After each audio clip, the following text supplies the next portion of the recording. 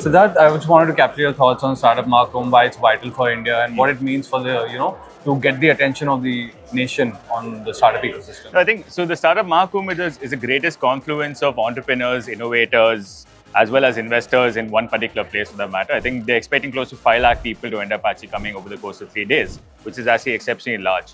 I think India, for that matter, entrepreneurship is the greatest solution to a large number of India's issues. And it is the only viable means we have of actually becoming a developed nation by the year 2047 for that matter.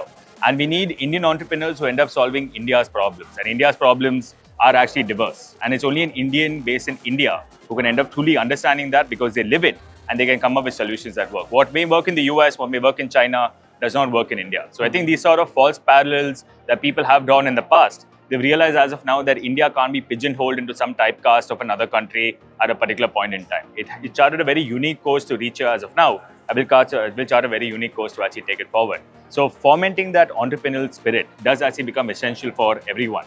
I think events like Startup Mahkumbh, where they've seen success stories, people are open about their failures, where there are investors running around, where people are actually is buzzing with ideas, it actually does a lot to end up actually fomenting the spirit.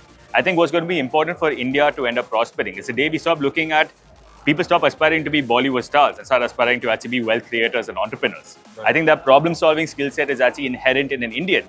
And something like this, an event like this will actually hopefully provide sufficient nudge to a number of entrepreneurs who are on the fence to end up actually taking the plunge into entrepreneurship and end up actually delivering that kind of value. Got it. So Siddharth, I wanted to talk to you about the scale of the Indian startup ecosystem, right? We know there are like 1.2 lakh registered startups under DPIIT.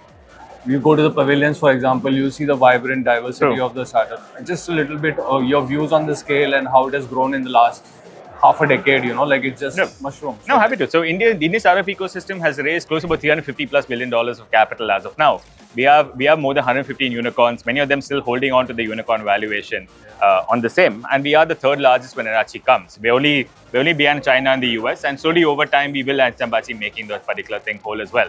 I think the scale of Indian entrepreneurship is such that there is no aspect of life that's actually untouched by Indian entrepreneurship. If you open your phone as of now versus what your phone looked like in 2015, 2016, for that matter, the apps that you have on your home screen would vastly differ from what you had 8-10 years back. But been dominated by global apps. But now there are Indian apps who've actually taken over every aspect of that. So I think that monopolization of your attention and monopolization of your spending power is actually happening through Indian startups itself. And they are actually giving competition to the global guys who are coming in over here as of now. Mind you, China actually grew as a closed loop system. So they allow companies to come in, they learn from them, then they kicked a large amount of them out. US had the first mover advantage because the internet was actually conceived over there and ended up actually getting accelerated and expedited throughout the entire country for that matter. So India is the only country which allows global competition to come in, but is actually giving competition to global players to end up actually doing that. Even the fight between Google and everyone with regard to the Play Store as of now, it's a testament to that.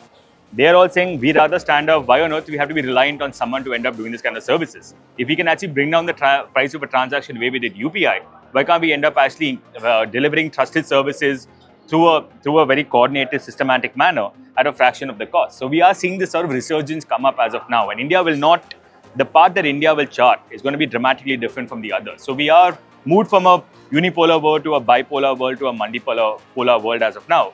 And similar to how it was during the Cold War, where there was two camps were actually formed. India formed the non-aligned movement.